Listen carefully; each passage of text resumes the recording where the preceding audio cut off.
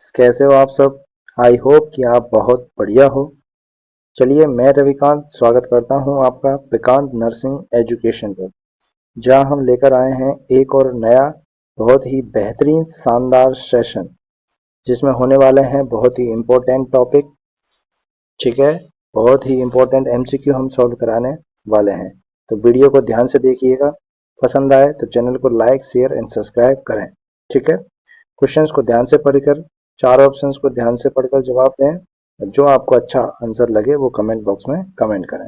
चलिए, ये रहा आपका स्क्रीन पर पहला क्वेश्चन। चलिए क्वेश्चन को ध्यान से पढ़िए, फटाक से क्वेश्चन को पढ़ के जवाब दें।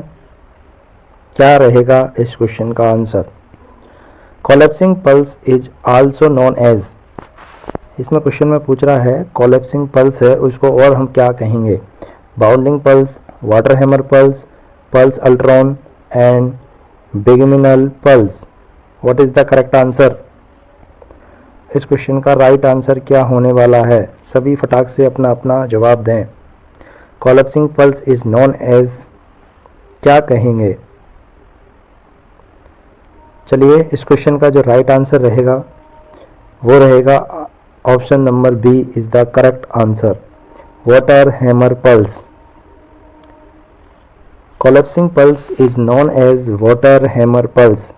कोलैप्सिंग पल्स मतलब ऐसी पल्स जो कि कोलैप्स हो रही हो, ठीक है, उसको बोलते हैं वाटर हैमर। वाटर हैमर मतलब पानी के जैसी पल्स हमको फील होगी, बहुत कम पल्स यहाँ पर फील होने वाली है। ठीक है, बाउंसिंग पल्स जो होती है वो फुल वॉल्यूम के साथ बाउंस करती है, ठीक है, वो होती है बाउंसिंग पल्स। चलिए, तो इस क्वेश्चन का जो राइट आंसर होने वाला है वो रहेगा ऑप्शन बी। ठीक है, नेक्स्ट क्वेश्चन की तरफ चलते हैं।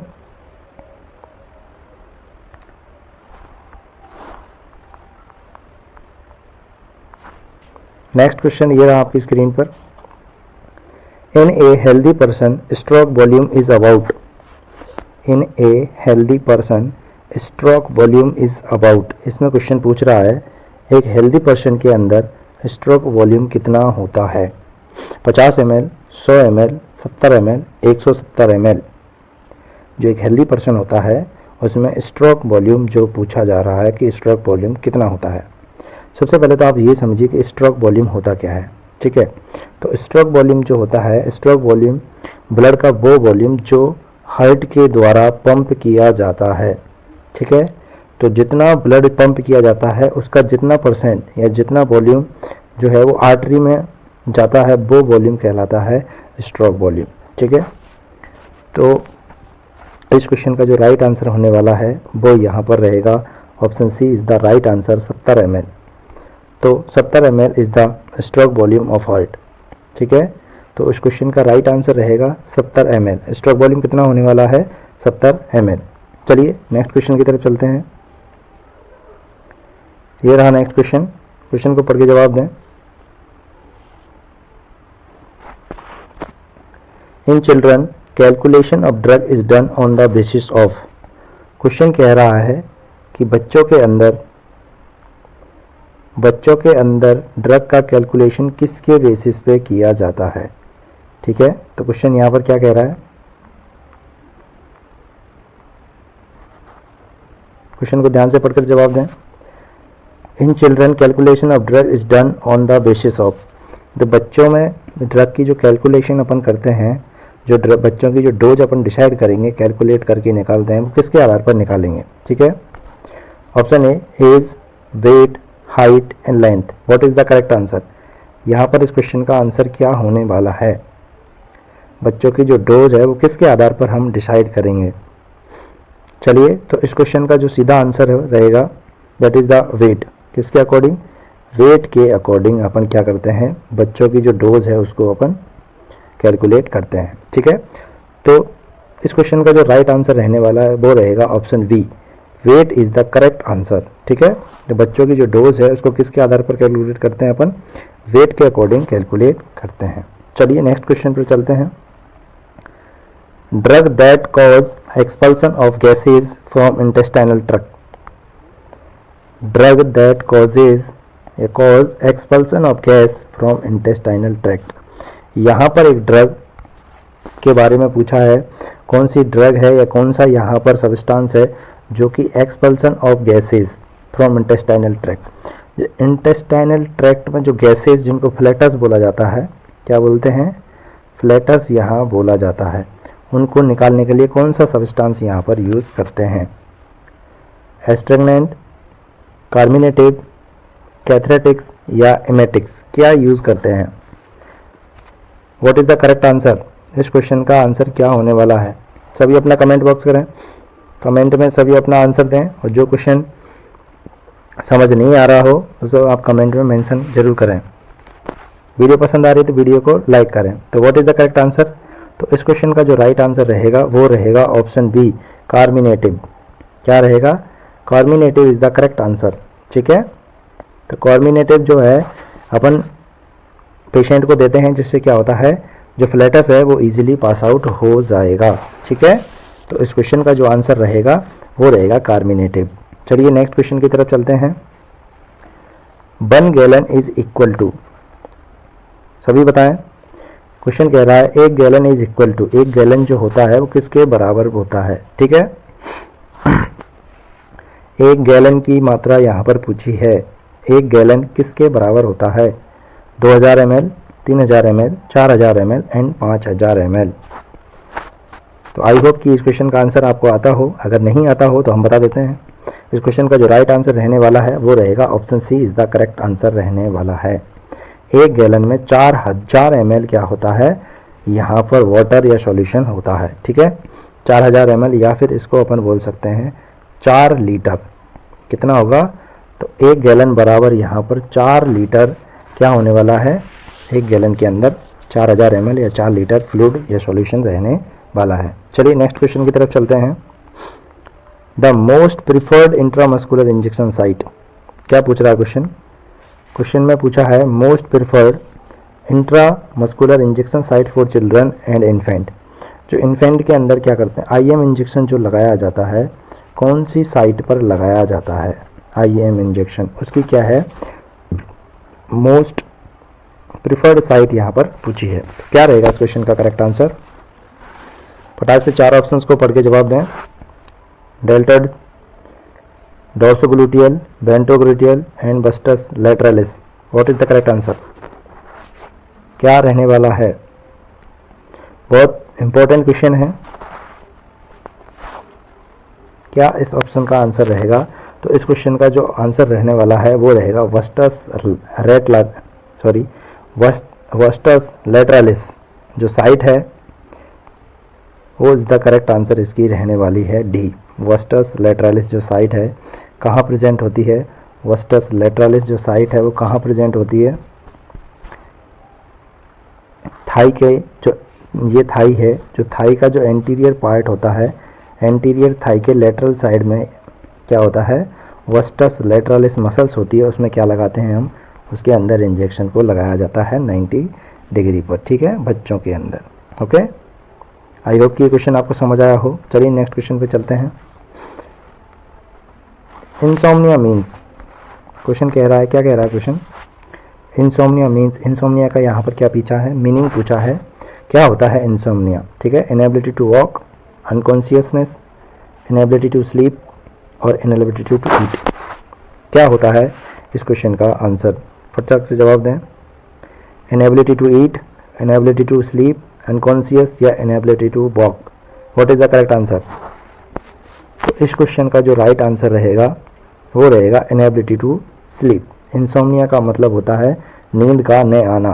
ठीक है, ऐसा पेशेंट जिसको नींद कम आती हो या नींद नहीं आती उसको बोल देंगे इंसोम्निया। ठीक है, जो रात को जागता रहता है, नींद नहीं आती, बहुत इंपॉर्टेंट टर्म है। ठीक है, इंसोम्निया, जिसका करेक्ट आंसर रहने वाला है option C, inability to sleep. Next question की तरफ चलते हैं। क्वेश्चन को ध्यान से पढ़िए, 4 ऑप्शंस को पढ़ के जवाब दें। टर्म मलीना मीन्स, क्वेश्चन क्या कह रहा है, क्वेश्चन पूछ रहा है जो मलीना जो टर्म है वो क्या, उसका मीनिंग क्या है। मलीना, डार्क स्टूल कंटेनिंग ब्लड, पस in the urine, painful micturition, sugar in the urine. क्या डार्क स्टूल को मलीना बोलते हैं, या पस यूरिन के अंदर प्रेजेंट है उसको मलीना बोलेंगे, या फिर पेनफुल जो यूरिनेशन हो रहा है यहाँ पर मिक्चुरेशन का मतलब होता है यूरिन पास आउट करना, ठीक है। तो जब आप यूरिन पास आउट करते हो तो उस टाइम पेन होता है, उसको बोलते हैं पेनफुल मिक्चुरेशन, ठीक है। शुगर इन द यूरिन के अंदर जो शुगर प्रेजेंट होती है क्या, उसको मलीना यहाँ पर बोला जाएगा। क्या है इस क्वेश्चन का राइट आंसर, फटाक से जवाब दें। तो इस क्वेश्चन का जो राइट आंसर रहेगा option A, dark colour stool containing blood. Melena क्या है, स्टूल के अंदर जो ब्लड आता है उसके कारण स्टूल का जो रंग है वो ब्लैक पड़ जाता है, उसको क्या बोला जाएगा, मलीना, ठीक है। जीआई के अंदर कोई भी ब्लीडिंग हो रही हो उसकी वजह से क्या होगा, वहाँ पर डार्क कलर स्टूल आएगा और ये जो कंडीशन है वो मलीना कहलाएगी, ठीक है। अगर स्टूल के अंदर जो ब्लड है उसका पता लगाना है तो उसके लिए करते हैं गुइक टेस्ट। क्या करते हैं, गुइक टेस्ट यहाँ पर किया जाता है, जो कि ऑकल्ट ब्लड या फिर हिडन ब्लड को, स्टूल के अंदर छुपे हुए ब्लड को आइडेंटिफाई करने के लिए किया जाता है गुइक टेस्ट, ठीक है। तो इस क्वेश्चन का जो राइट आंसर रहेगा option A, dark coloured stool containing blood, ठीक है। आई होप कि आपको ये क्वेश्चन समझ आया हो। चलिए नेक्स्ट क्वेश्चन की तरफ। The enema given to relieve gaseous distension. हाल ही में एक क्वेश्चन ऐसा किया है हमने ऊपर, क्वेश्चन डबल हो गया है, इसमें एनिमा दे दिया है, वहाँ पर कुछ भी नहीं दिया हुआ था, वहाँ पर ड्रग दी हुई थी, ठीक है, ये सब्सटेंस वहाँ पर दिया हुआ था। तो गैस को रिलीव करने के लिए कौन सा एनिमा यहाँ पर देंगे, तो ये क्वेश्चन हमने पहले डिस्कस कर लिया है, इसलिए ज़्यादा टाइम वेस्ट नहीं करेंगे। Option C is the correct answer रहने वाला है, कार्मिनेटिव एनिमा यहाँ पर यूज़ किया जाएगा, ठीक है। तो कार्मिनेटिव जो एनिमा है उसका यूज़ करते हैं, जो कि गैसियस डिस्टेंशन या गैस को निकालता है, जिसको हम बोल रहे थे फ्लैटस, ठीक है। तो फ्लैटस को रिलीज़ करने के हेल्प में आता है कार्मिनेटिव एनिमा, ठीक है। चलिए next question. Involuntary passing of urine is known as. Next question को पढ़ें। Involuntary passing of urine is known as. जो इनवॉलेंट्री आप यूरिन पास आउट कर रहे थे उसको आप क्या कहेंगे, ठीक है।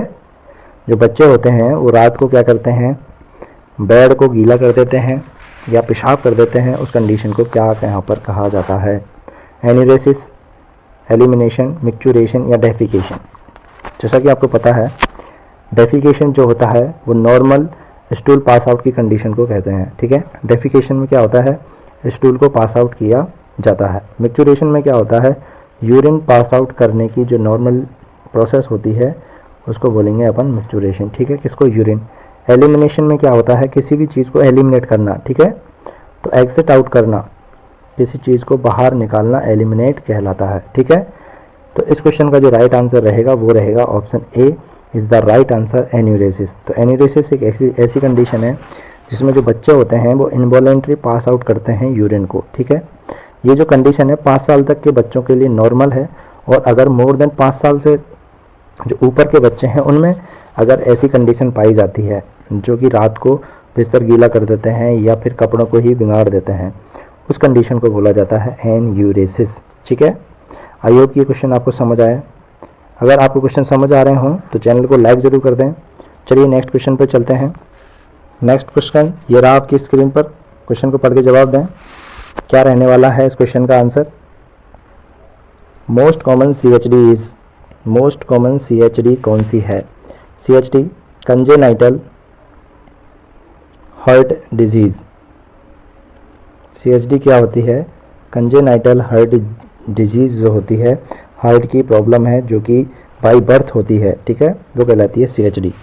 तो ऐसी कौन सी कंजेनाइटल हार्ट डिजीज़ है जो कि मोस्ट कॉमन होती है, क्या ASD है, क्या BSD है, क्या TOF है या TGA है। सबसे पहले तो आपको बता देता हूँ यहाँ पर ASD क्या होता है।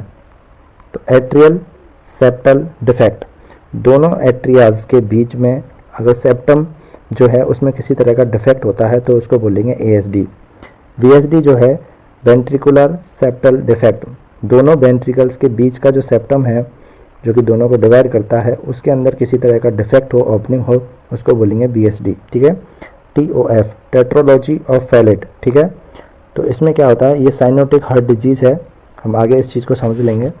TOF क्या है, साइनोटिक हार्ट डिजीज़ है। बाकी जो हैं ASD एंड VSD ये एसाइनेटिक हैं, और TGA क्या होता है, ट्रांसपोजिशन ऑफ ग्रेट आर्टरीज। तो ट्रांसपोजिशन ऑफ ग्रेट आर्टरीज यहाँ पर इस कंडीशन को कहते हैं। टेट्रोलॉजी ऑफ फॉलेट में 4 कंडीशन यहाँ पर होती हैं। क्वाक्टेशन ऑफ अरोटा यहाँ पर होता है, ठीक है। हाइपरट्रॉफी ऑफ राइट वेंट्रिकल यहाँ पर हो जाती है, ठीक है। पल्मोनरी हाइपरटेंशन यहाँ पर होता है, और यहाँ पर BSD भी होती है, ठीक है। तो इस क्वेश्चन का जो राइट आंसर होने वाला है वो रहेगा option B is the correct answer यहाँ पर रहने वाला है। तो BSD जो होती है वो most common congenital heart disease यहाँ पर होती है। तो option B is the correct answer यहाँ पर होने वाला है, ठीक है। BSD is the most common congenital heart disease, ठीक है। नेक्स्ट क्वेश्चन पे चलते हैं। What is the correct answer यहाँ पर रहेगा इस क्वेश्चन का। चलिए क्वेश्चन को पढ़ के जवाब दें। Most common cyanotic heart disease, जैसा कि ये क्वेश्चन अभी हमने डिस्कस कर लिया था, साइनोटिक हार्ट डिजीज़ क्या होती है, ठीक है। तो BSD, ASD, TOF या TGA। तो यहाँ पर पूछा है most common cyanotic heart disease, ठीक है। तो इस क्वेश्चन का जो राइट आंसर रहने वाला है option C is the correct answer यहाँ पर रहेगा। Tetralogy of Fallot is the cyanotic heart disease होती है, जो कि मोस्ट कॉमनली होती है। साइनोटिक हार्ट डिजीज़ तो TGA भी होती है, ठीक है, लेकिन मोस्ट कॉमन पूछा है तो मोस्ट कॉमन होगी tetralogy of Fallot is the most common cyanotic heart disease. I hope कि ये क्वेश्चन आपको समझ आ गया हो। नेक्स्ट क्वेश्चन पे चलते हैं।